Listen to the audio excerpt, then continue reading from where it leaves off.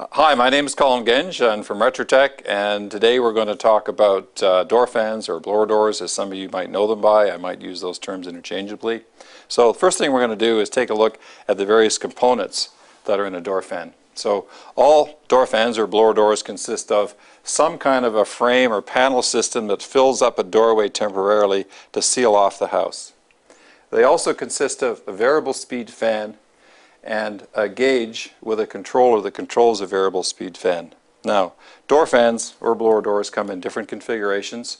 We've got a different one over here which has a hard panel system instead of a cloth panel system. So it does exactly the same job, fills up the doorway, expands to fill the doorway, that type of thing.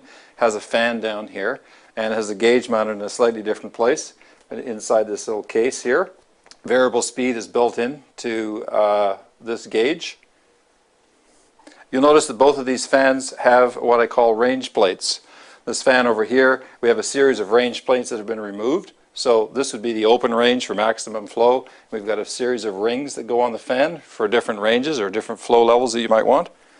Over here we have exactly the same thing. We have this little blanking plate here. Behind this we have a range called ring B, and underneath that we've got another one.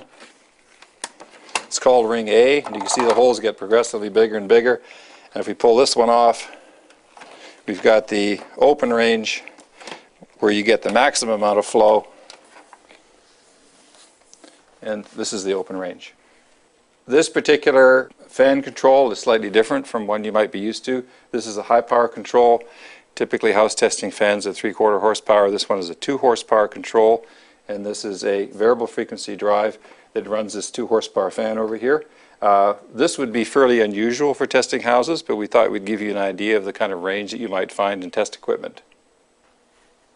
So we're going to talk a little bit about the tube coloring, because the color coding can vary.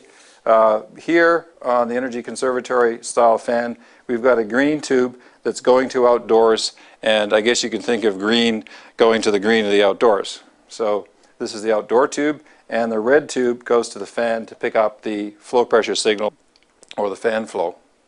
So green to the outdoors, red to the fan.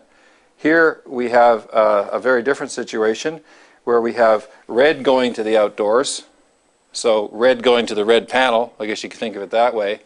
And here we have yellow going to the fan on a yellow connector, which you can't see, and we've also got green going to a green connector.